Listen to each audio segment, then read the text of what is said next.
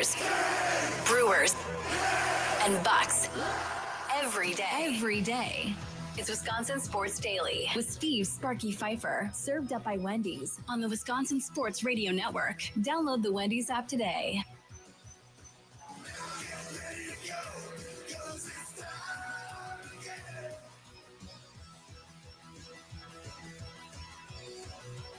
Welcome in. It is a Thursday. Steve Sparky Fifer with you as we broadcast live from the Wisconsin Sports Radio Network studios, powered by the Potawatomi Sportsbook. Charlie Usen, other side of the glass on a Thursday. Thanks for tuning in. Anthony Witrado of Forbes Sports, senior MLB writer there. He'll join us coming up in about 20 minutes from right now. He lives out in L.A., and he covers the Dodgers quite a bit. So he'll join us coming up at 2:20. We'll get his side of things from being out there watching this Dodgers team all year long. Plus, I think he's a part of a Dodgers podcast as well. So definitely stay tuned for that one. And then if you missed it, I'll be honest, I missed it. It was Charlie Usen that pointed it out. But if you missed the Bob Nightingale piece on Pat Murphy, Brewers manager, you need to go find it and read it. I'll read some clips from it and we'll talk about it. But just a great piece, Charlie, by Bob Nightingale on Pat Murphy. We'll get into it at 2:40. It really just dives into everything. Good. It's really an awesome story from Pat Murphy of how he got to where he is, and just it's awesome. Yes. So a great piece. So we'll go over some of that with you as well. And then coming up at 3 o'clock, Charlie, Sounds of the Day and things that we missed at 3:40. Why? Because this show is only 2 hours today. Tommy Wirtz back in the saddle again. You just got done listening to him with Mason Crosby and Mitch Thunder Nellis. He's back here at 4 o'clock hosting the leadoff show, powered by the Potawatomi Sportsbook from 4 to 5, and then stays here again. It's like Tommy Wirtz Day on the Wisconsin Sports Radio Network. 5 o'clock, he stays for the Wisconsin Sports Wrap-Up Show from 5 until 6. So make sure to stay tuned for that. We're going to talk Brewers today. That is the direction we are headed today because it is a big game coming up tonight for the Milwaukee Brewers. Game 3 tonight. And already being talked about is who the starting pitcher is going to be for the Milwaukee Brewers, which they touched on as well during the Mason Crosby show. And they brought it up a little bit, I believe, towards the end or somewhere in that area of 9 to noon with Kuhn, with Rami Makaloff and Brand Snide and John Kuhn. That is Aaron Ashby. Are you concerned about Ashby pitching again? That's a simple question. Are you concerned? Because I'm concerned. Very concerned. Nicolay Law Talk text line 414-677-1250. 414-677-1250. First of all, we talked about this yesterday. They pitch him every game. Now, you're bringing Ashby in to go against the top of this lineup. I believe at some point here, somebody, probably this Dodgers team, is going to light him up like a Christmas tree here at some point. Like, it's going to happen, folks. He's got to be getting tired. They pitch him every freaking game. And he's been pitching throughout the year. At some point, this is going to go sideways on Aaron Ashby. Now, I really hope it doesn't. I hope I'm wrong. I hope he pitches well the rest of the way out. They pitch him every game, and he doesn't give up any runs the rest of the way. I hope I'm wrong. But if you've been watching Aaron Ashby, it's not like he's dominating people, right? He's not dominating people. Every time he goes out there, I was like, oh, please just get through an inning. Come on, buddy. Get through an inning. Shohei Ohtani, future Hall of Famer, took batting practice yesterday. Shohei Ohtani doesn't take batting practice. He doesn't go do that stuff. He is so frustrated by how poorly he's played that he was out taking batting practice. And his Dodger teammates were, screwing around with him and so forth, that he was actually taking batting practice. So he's trying to focus in and get going as well. Mookie Betts, he hadn't been another right home about either. He hadn't been special in this series. Both guys, Aaron Ashby is going to have to deal with here at the top of the lineup. I want to understand what the fascination is with Aaron Ashby. If we rewind a couple of years ago, this Brewers organization gave Aaron Ashby an extension, several-year extension. Because at that time, I think they thought that he was going to be probably a mainstay in this rotation. Then Ashby gets hurt. And since then, it really has been about Aaron Ashby in the bullpen. When they gave Freddie Peralta that several-year extension, he never went to the bullpen. He's been in the rotation the entire time. Now, you can argue that he hasn't been dominant or anything like that coming into this year, where he's kind of been up and down. The roller coaster of a season with Freddie Peralta can go from looking awesome to all of a sudden getting blown up in an outing. But he gave you what you thought you were going to get out of him, right? I would say the long-term extension that ends after this upcoming next season was well worth it for the Milwaukee Brewers, and it played out great. Ashby, on the other hand, when they paid him, I don't think they paid him to be a reliever. I think they paid him thinking he was going to be in the rotation. And if we go back to that tweet that I sent out during the last game that everybody got all mad at me about, and I talked about the future being bright with the rotation and the starting pitching, I did not mention Aaron Ashby. Now, that does not mean that the Brewers may not change their minds in the offseason. Let's say they deal Freddie Peralta or something. And then it's like, okay, well, now we're going to give Ashby his shot in the rotation over some of these other guys maybe. Could it happen? Sure. Will it happen? I doubt it. I think Ashby's role has been defined now. Kind of like Josh Hader. He comes up through the farm system as a starter. We're going to try you in the bullpen, Josh. We need you. Okay. They go into that offseason. We're not giving up on him as a starter. He's still a starter in our minds, but man, we had to have him there. Okay. You get into the next season, out of spring training. We're going to leave him there, but, we're still not giving up on him. And then eventually they completely gave up on him and said, no, you're not going back to starting. You're going to be a closer. And that's that. Now, publicly, I have not seen any conversation about whether or not Aaron Ashby's future in this organization is going to be as a starter or as a reliever. If I was a betting man, and if this was a bet at the Potawatomi Sportsbook, I would bet that Aaron Ashby is not going to be a guy that's going to pitch 6 or 7 innings starting for the Brewers.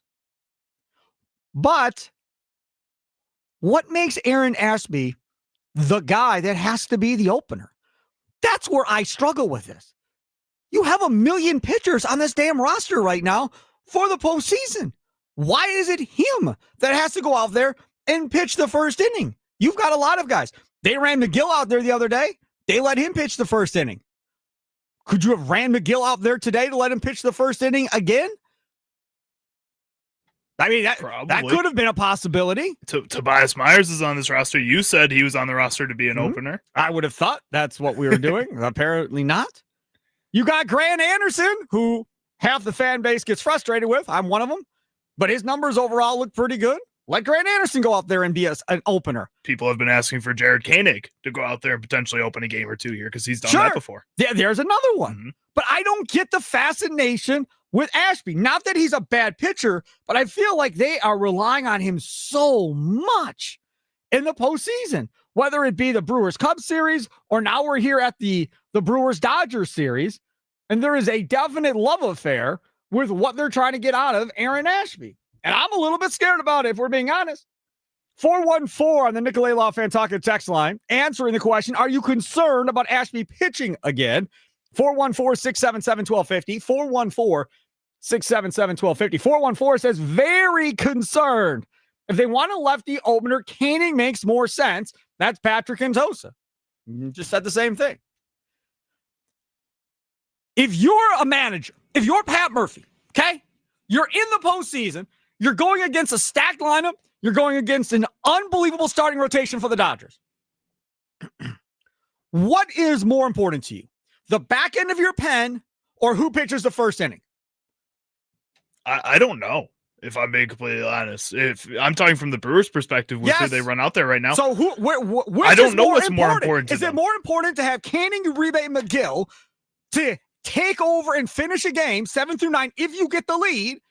Or is it more important to have a really good pitcher at the front get you to a starter who apparently Quintana or Mizorowski apparently are capable of starting their own game now. But regardless, have that guy go an inning or two and then leave you with two high leverage guys in the back end. Remember, Mears ain't on this roster. So now you're left with those two guys at the backside. To me, I'd be more concerned about the backside. I'd just let Quintana or Mizorowski start and quit screwing around with the opener stuff, if it were me. I mean, but like their bats during the regular season, now in the postseason, they're sitting out here changing their entire mentality throughout the regular season. I think what you're saying is how they looked at it. And this is why I say I don't know what they want to do. Right. Because in the regular season, they went out there with that focus of, you know what, our starters can go out there and just do their thing. Right. We need to focus on how we're going to order out the back of this bullpen.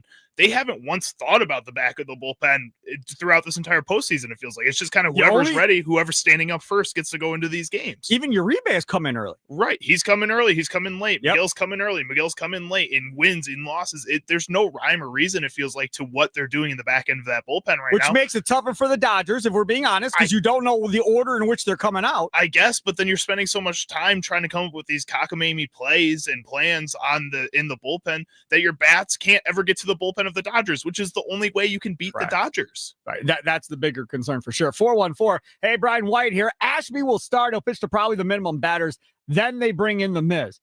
Brian, I don't think you're right. Based on everything I saw from Adam McKelvey, it appears Quintana is going to pitch quite a bit today. So I think Quintana is the one that is going to be coming out behind Aaron Ashby. That's what it appears to be based on the reporting at hand. Now, does that mean Mizorowski won't pitch today? No, because the last time we saw Miz and it didn't go well, they brought Quintana in right away. And then we were all throwing our hands up going, oh my goodness, what are you doing? Why are you pitching both of them in the same game? But that is the Pat Murphy way of doing things. Play for tomorrow, today, don't worry about tomorrow. But when you get to the playoffs, this is one of 3 games in a row. There are no off days here. The Brewers have not seen this. They have not had to play 3 in a row. So now you get today, Friday, Saturday. Now, Saturday may not matter if you don't win today and tomorrow because the series will be over and it's a sweep and it doesn't matter. It's Saturday. So from Pat Murphy's perspective, you almost have to play every game like you have to win that game and then literally worry about the next day and how you're going to get through that one once you get to it. You had to treat it like it's an elimination game today. Even though it's not, you have to throw everything at the wall to try and figure out how to win this game. This just doesn't feel like he's throwing everything at the wall, though. This feels like he's going back to the resort that he's gone to the past 3 times in the playoffs so far, where it's just, well, we got messed up the past game. Let's just go back to base 1. This isn't throwing everything at the wall. This is just playing it safe and doing what you know has semi-worked throughout this postseason. That's not the approach you need to take right now. I agree with you on that. Trev from the, 608. Ashby again is crazy. This guy's arm is going to fall off, and I hope it's not tonight. Miz better follow him because if we lose tonight, I don't think you can run the Miz out there with the season on the line. Well, we are going to talk about that Quintana versus Miz conversation coming up at 3:00, and I will give you my thoughts on that at that point. Because if they lose tonight and Mizorowski's starting tomorrow, in that situation, are you really putting him in a position to succeed? Is that really what you're going to do here to Mizorowski? We'll get into that at 3:00 and whether or not that's a good idea. Coming up next, Anthony Witrado, Forbes Sports senior MLB writer based out in LA, does Dodgers podcast as well. Used to work in the Milwaukee Journal Sentinel covering the Brewers years ago. So looking forward to getting Anthony Witrado coming up next. Hey, you can win big this October at Potawatomi. Play the Bird Bash game show for $50,000 in cash. Just play with your Potawatomi rewards card for entries, prize drawings on Thursdays, plus your play also earns you a shot at the $300,000 December season finale.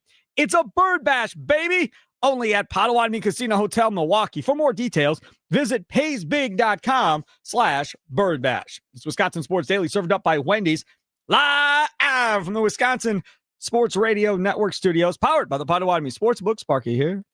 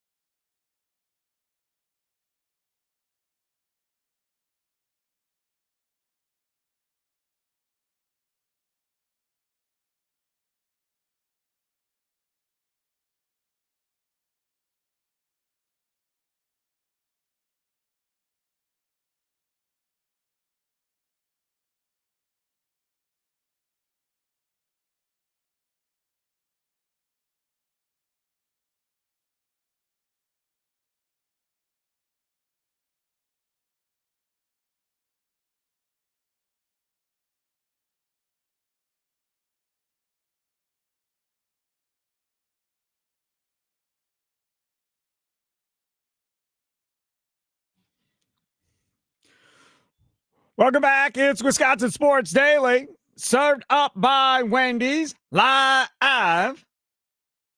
right here on the Wisconsin Sports Radio Network. Steve Sparky Fifer, Charlie Usen, Chicago Charlie producing other side of the glass. We're going to get to Anthony Witrado, Forbes Sports senior MLB writer, get his thoughts. Brewers, Dodgers coming up today as he obviously covers everybody, but he lives out in L.A., does a Dodger podcast as well. So get his thoughts on this series going forward, including his thoughts on Glasnow and on Shohei Ohtani being the next couple of pitchers here the Brewers are going to have to face.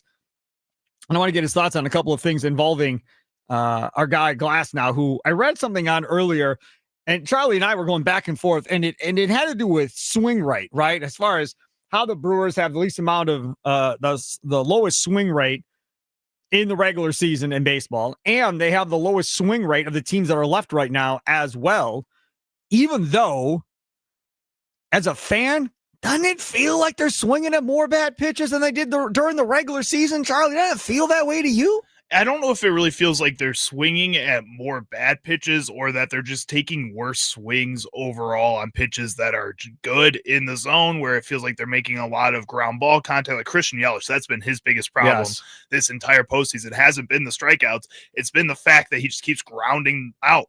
Most of his plays, I think he has one fly ball in all of his at-bats, and it ended up being like a pop-out to shallow right field. Still wonder if he's hurt. I mean, these are the things that this team just wasn't doing before. Yes, I think they probably are swinging and whiffing a little bit more on bad pitches, but I think they're just swinging and whiffing on pitches more in general than they were in the regular season. And see, that's the part of it, too.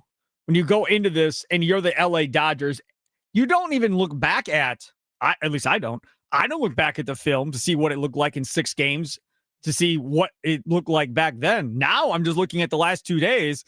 Our last 2 games are going, okay, what are they chasing at? What are they susceptible to? Because I think you would agree that Yelich isn't as good.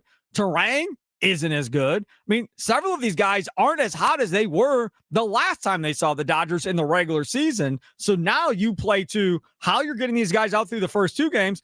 You approach it the same way, even though these next 2 guys are more fastball reliant in Glasnow and Ohtani. I think you approach attacking these guys the exact same way that you have until they make you pay for it. I think the benefit that the Dodgers have is that their team is so stacked. They are a World Series champion already with this current roster that they have out there.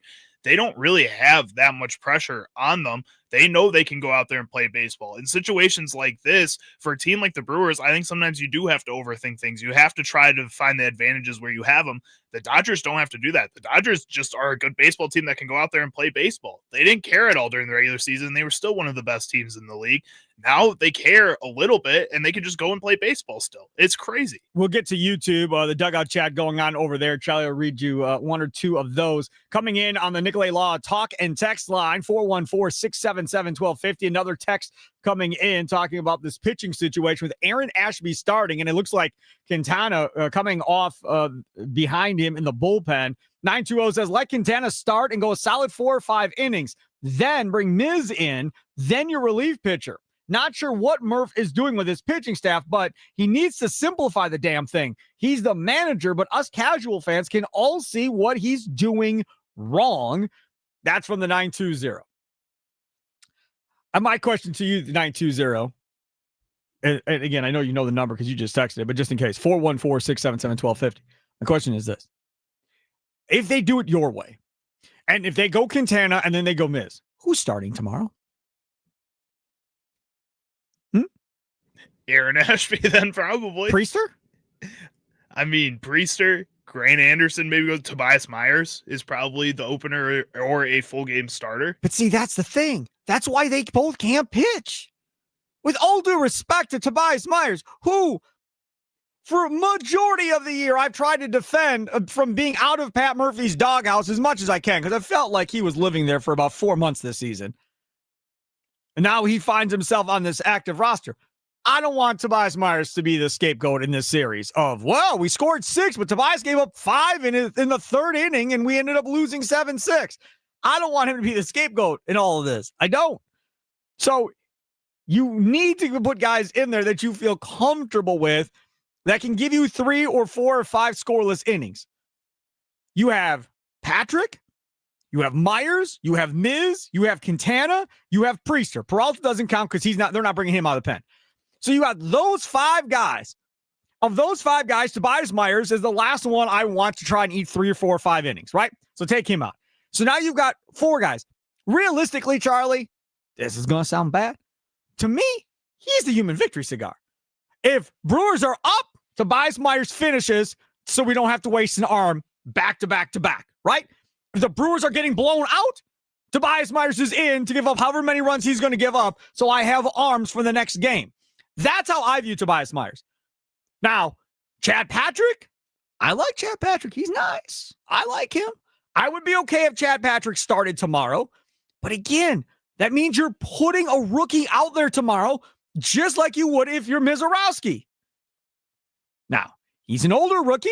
What is he, 27?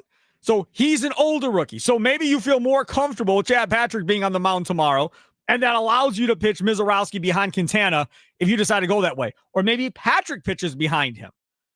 But if that happens, then you're right back to doing what we were saying before, which is Mizorowski.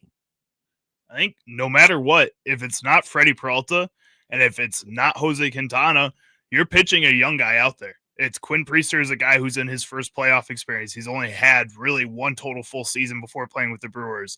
I think Robert Gasser, if maybe somebody wanted to put him out there just because he's played well. Gasser's another one. You can put him out there maybe for a little bit, but nothing changes whether it's Gasser, whether it's Mizorowski, whether it's Chad Patrick, whether it's any of these guys. It's a young pitcher who's going to be in a really intense situation. And that's how the Brewers have built up this rotation in the playoffs. If you didn't want that, then you should have tried to get Brandon Woodruff on the field as fast as possible. You should have tried to keep around some other veterans, but they wanted to go young, and this is the result that you get. Nicolay Law Talk and text line 414-677-1250, 414-677-1250. Love to hear from you on the phone. You can always text in like so many are doing right now. The 920 says they're facing better pitchers. Yeah. When I was a kid, my phrase was no duh. All right. That was our phrase when I was a young kid. You don't say that now in your age, do you? No. So when we were younger. 1642, no. Yeah, shut up. When I was younger, no duh, mom, no duh, dad, right? That's what we always used to say. So to you, I say no duh. Because, yes, I understand. Glass now, I'd probably trust over Freddie Peralta. Ohtani, probably similar between him and Freddie Peralta, especially with Ohtani really not having any starts under his belt because of coming back from injury. But Snell, you're taking over Peralta, right? That's a no-brainer at this point. Yamamoto probably taking him over Peralta as well. So, yeah, they have better starting pitchers than the Brewers. But the Brewers have the better bullpen than the Dodgers. The problem is, again, we've been talking about pitching nonstop. The problem is the bats can't get these pitchers out of this game by the 5th or 6th inning. The first time they get one of these guys out after 5 and get into that bullpen in the 6th, Brewers will win that baseball game. But if tonight comes, 5 o'clock, 5:08 first pitch, 4 o'clock leadoff show with Tommy Wirtz coming up after this show at 4. He'll get you ready for game. Hear from Pat Murphy, hear from everybody that talked before today's game, get your lineups. They get this guy out through 5 Glass now, or Ohtani tomorrow. The Brewers will win those games. If Glass now and Ohtani go 7, toast. Toast. Like, it's just that simple. Toast. And that's with the understanding that the Brewers pitching staff can continue to keep them around 3 or 4 runs, right? You lose 3-1, 4-2, whatever. That's not on your pitchers. I'm not going to be mad at the Brewers pitching staff if they give up 3 or 4 runs in a game to this lineup. It is what it is. But they've been doing really well and not getting anything for it at the end of the day. Not at all. It's kind of frustrating. And tonight, I kind of expect Shohei Ohtani to have a better game than he's had all postseason. I don't really care who's on the mound. He seems like you said, out there taking batting practice, like he wants something. I kind of have a feeling this is going to be a game where he's going to be a big decisive play in that whole entire grand scheme of the 9 innings. And for the Brewers, I think you need to go with get a leadoff home run again with the Jackson Chourio. Hopefully, get somebody early on. Big of an ass. I'm just saying, like something like that in the first inning. You have to get some kind of energy going early on against Tyler Glasnow in order to get to this point where you can get him out earlier into the game. I think it's not even 7 innings. I think if you go 6 innings, the Brewers are going to be too far behind in a game like this where the Dodgers are going to have the home crowd behind them. I know it's not Chicago, but like Milwaukee, LA gets fired up when the team gets fired up.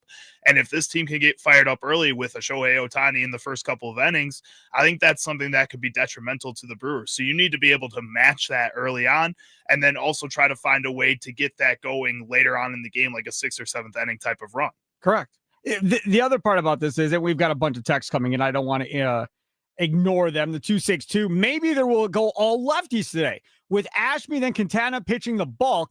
Just trying to throw the Dodgers bats off balance. Tyler from West Bend.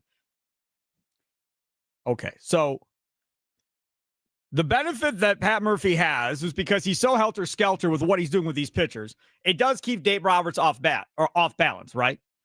Now, when they did this against the Cubs, it pulled Michael Busch out of that lineup, who was Mr. Leadoff home run guy. They pulled him out of the lineup until they cleared the lefties, and then they put Busch in. So they survived a couple of innings without having to deal with him.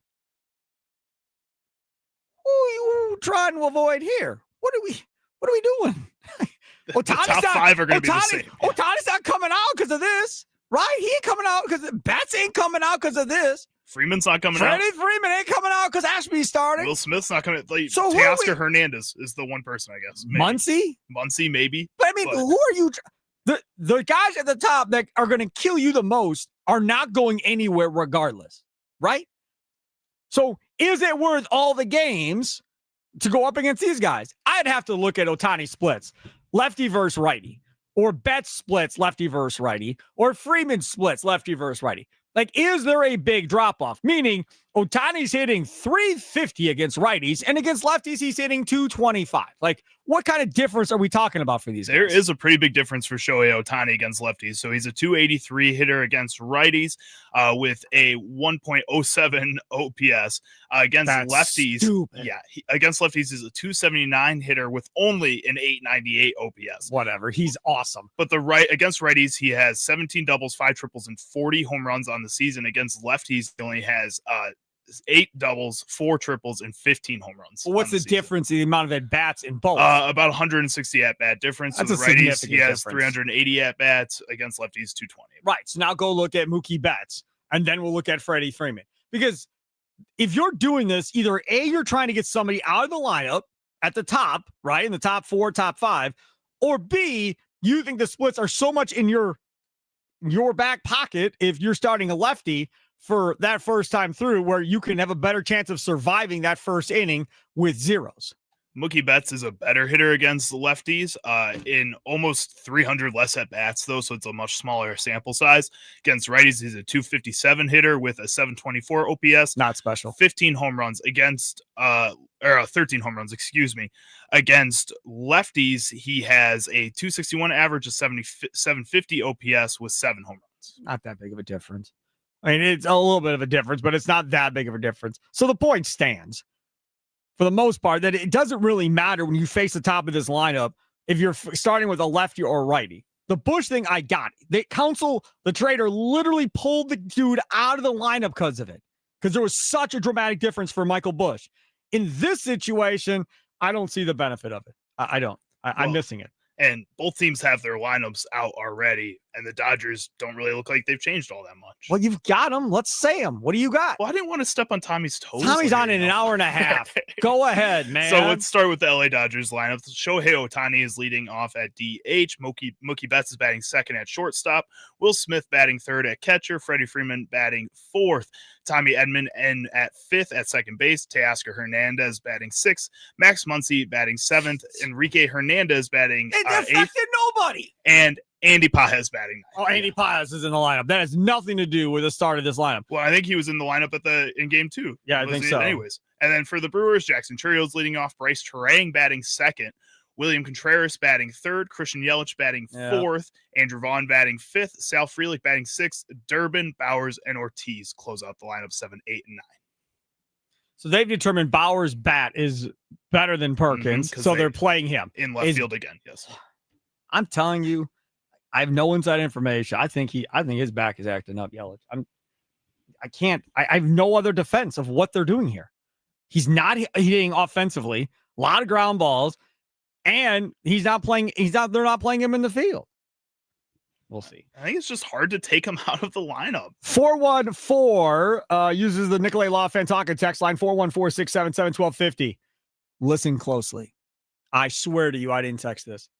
This makes the trade deadline even more frustrating. Could have brought another pitcher in. Could have. Let's be honest. I don't remember people asking for pitching, at least not on our show. We were asking for hitting. We were asking for Eugenio Suarez specifically to play third base, or anybody that was an upgrade over Durbin at third base that brought some power, knowing that come the playoff time, that's how this whole thing was going to have to go in order for them to win. Or at least that was the thought at that time. They did not do that. Suarez sucked for Seattle this year, the rest of the regular season. But they're doing better in the playoffs right now than the Brewers, technically. Shane Bieber shut them down yesterday for Toronto. All right, coming up next, so take a quick time out. This Bob Nightingale piece on Pat Murphy is amazing. So he got to sit down with Pat Murphy. What did you say? It was 90 minutes or whatever? 90-minute interview. They go through Pat Murphy's life. Like, not just Pat Murphy, manager, Pat Murphy's life off the field prior to becoming the Brewers manager, his addiction that he's faced, and so forth. It's really, really good. So we'll give you a glimpse into that piece coming up next. But first, let me tell you about my friends over at Wendy's. If you love Wendy's classic chocolate and vanilla frosty flavors, some big news. They're all new Frosty Swirls and now Frosty Fusions. Same creamy treat you've always loved. Now they flavor refresh. So what are those new flavors? Okay, well, we've got the Frosty Swirls, strawberry, brownie batter, and caramel. And the Frosty Fusions, Oreo brownie, caramel crunch, got pieces of toffee in it, and Pop-Tart strawberry. So clock in for sweet treat time with Wendy's all-new Frosty flavors. A refresh on a classic. It's got to be Wendy's. It's Wisconsin Sports Daily, served up by Wendy's. Live from the Wisconsin Sports Radio Network studios, powered by the Potawatomi Sportsbook. Sparky here.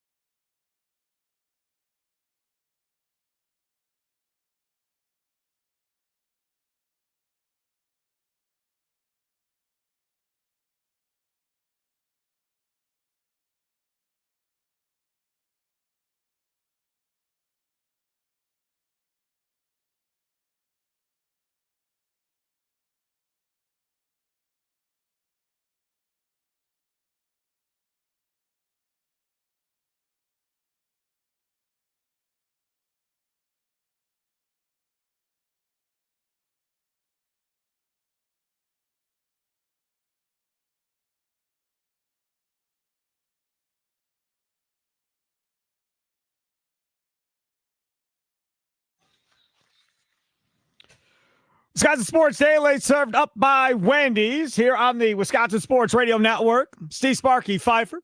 Charlie Hughes, the other side of the glass, producing today's show. Joining us momentarily is going to be Anthony Witrado of Forbes Sports. Want to hit up Potawatomi Sportsbook before a postseason game, but need a ride to the game at 2 balls with 1 bat by hitching a ride on a Potawatomi game day shuttle. Hey, they could come back here and play now, Monday and Tuesday. Anything is possible. Make any purchase in the sportsbook or same-day sports bet to get a wristband and seat on the shuttle. Shuttles begin approximately 2 hours before the first pitch. Return shuttles run nonstop for 1 hour after the game. For more, visit Potawatomi.com. Bet above the rest. I talked to my father earlier today. My father told me they are winning the next 4 games, Charlie. That's what he told me. He said Bob Uecker is going to help them get the next 4 wins. All right. I like the confidence. 4 wins. He's like, and I'm going to tell you I told you so. He predicted they were going to win game 2. That didn't happen. So now he's predicting they're going to win the next 4 and whatever he's doing, doubling down or whatever the case may be on how good this whole thing is going to be. So we'll have to wait and see how that goes. The 608 chiming in on the Nicolay Law Talking text line. If we want to talk trade deadline, we could use Nestor Cortez right now, but the Brewers can't predict Shelby Miller getting hurt again and not being available for the playoffs. Listen up. Charlie will tell you that I told everybody that whole Shelby Miller deal was beyond moronic at that time. I wasn't convinced Shelby Miller was even going to pitch for the Brewers coming off of that injury. So when Shelby Miller got hurt again, I don't know how anybody could have been surprised by that at that moment in time. Did we not talk about that? Yeah, that was pretty. I hated that trade. It was like at that point in the trade deadline, you knew you just wanted them to kind of do something. And that was just the last thing you wanted. I absolutely hated that trade. Joining us now on the Wisconsin Sports Radio Network, guest hotline powered by Gruber Law.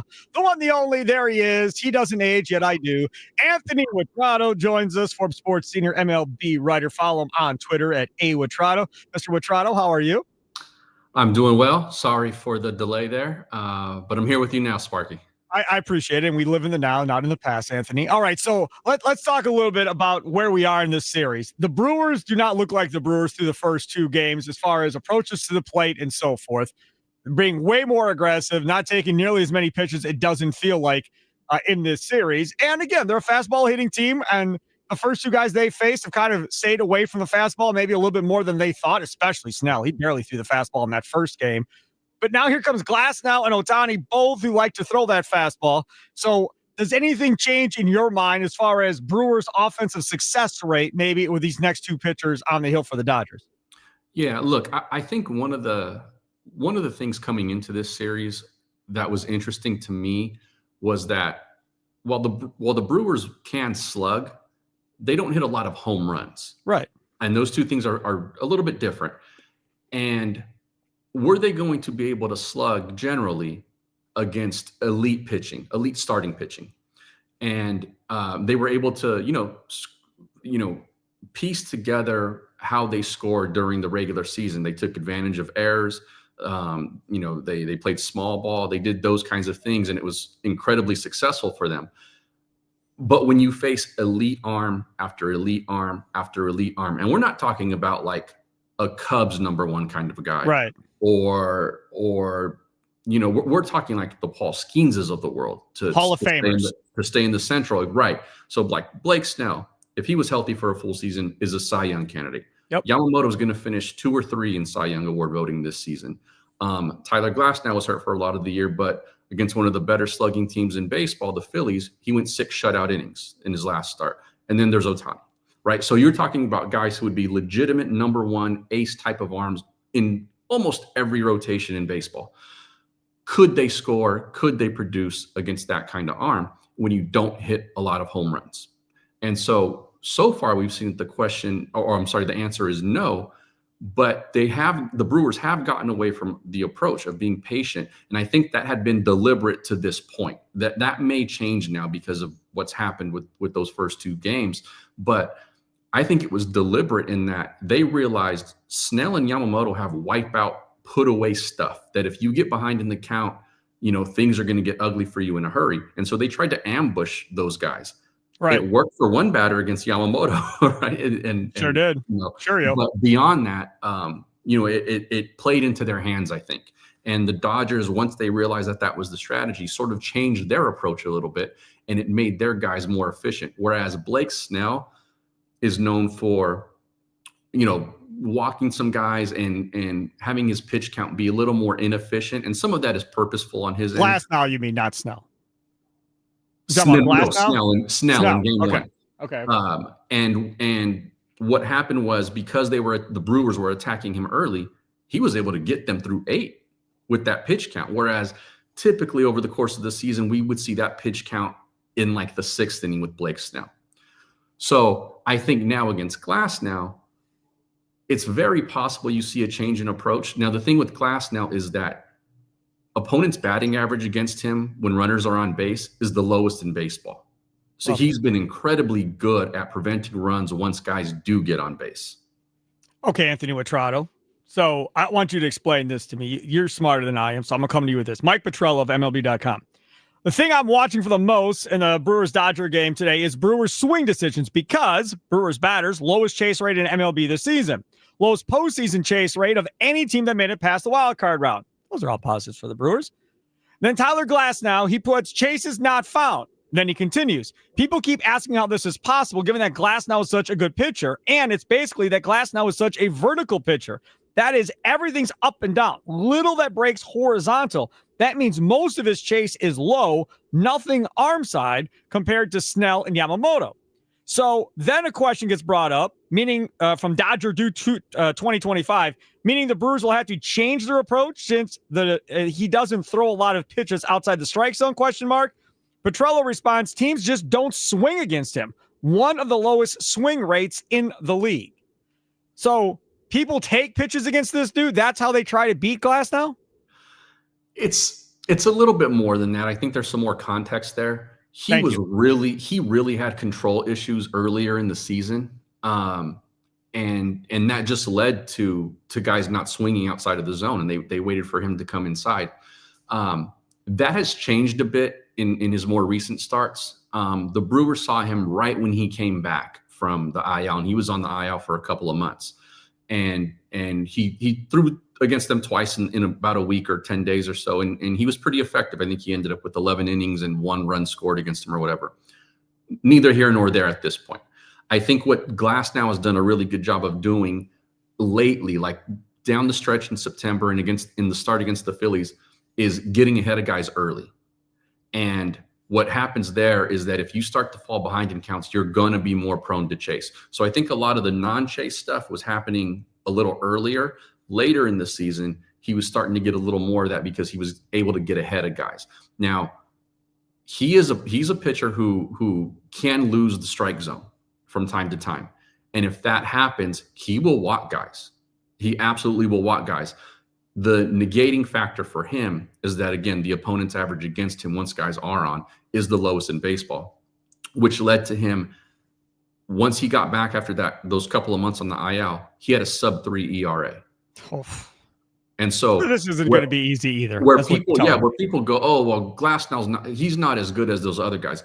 Since he's gotten back from the injury, he's been every bit as good as those guys. And even going back to last year, he had a sub-3 ERA for the Dodgers as well. So, this is, again, an elite pitcher. It's just when you put him up next to Snell and Yamamoto and Ohtani, he sort of looks like the 4th best guy. So does Ohtani give the Brewers the best chance to score then after listening to you talk about him? Oh, wait. What a great face on YouTube. That was just, I don't know if I'd say that. What does that mean? He's barely pitched this year. This was always going to be the Dodgers' way. The offense is inconsistent still. The bullpen has been a complete disaster outside of Sasaki recently, and his one outing in this series hasn't been great. And so it's why they had relied on their extra starting pitching to get them through the relief innings. But this was going to be the way. They were going to ride 4 legitimate number 1 starters through this entire thing. And so far they've been able to. Their team ERA is I think right now for the Yamamoto start, I want to say it's under 3 as an ERA. And the one bad start was from Yamamoto. I think he went 5 innings and gave up 3 runs against the Phillies. That was their bad start. And so, look, any of these guys can get got to. Like, Ohtani gave up 3 in his start against the Phillies, but the Dodgers won the game. Glass down through 6 shutout, like I said. But like they can get to any of these guys. I think still, even with as much as these guys might fill up the strike zone, patience is going to be the Brewers' best option here in terms of that bat quality. I agree. But like to ask the question, like, does it get easier? No. I mean, no. Ohtani's got, maybe from a pure stuff standpoint, he might be the nastiest pitcher in the National League, and he throws 101. All right, we got to go. I've heard enough of you. I should have just avoided this. This was a bad idea. Anthony Witrado, Forbes Sports senior MLB writer, friend of mine. I love him. He is Anthony Witrado. Follow him on Twitter at @Witrado. Thank you so much, and I'm not looking forward to the next 2 games after listening to you, so I appreciate it, buddy. All right, Sparky. If the series goes long enough, maybe we'll chat again. We will chat again, yes. Hopefully this is still going on Monday. That would be fun. Take care. There he is, Anthony Witrado, joining us on the Wisconsin Sports Radio Network. Guest hotline powered by Gruber Law. 1 call.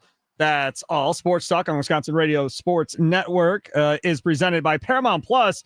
Count on Sundays all season long with the NFL on CBS and Paramount Plus. Coming up next on the other side, we only have 1 hour to go in this show because at 4 o'clock, it's the leadoff show powered by the Potawatomi Sportsbook with Tommy Wirtz. He gets you ready for pitch number 1 shortly after 5 o'clock here on the Wisconsin Sports Radio Network. Continue talking about the Brewers, Quintana versus Miz. That's the discussion. Coming up next, who should pitch in this? Should they both pitch in this game? We'll discuss coming up.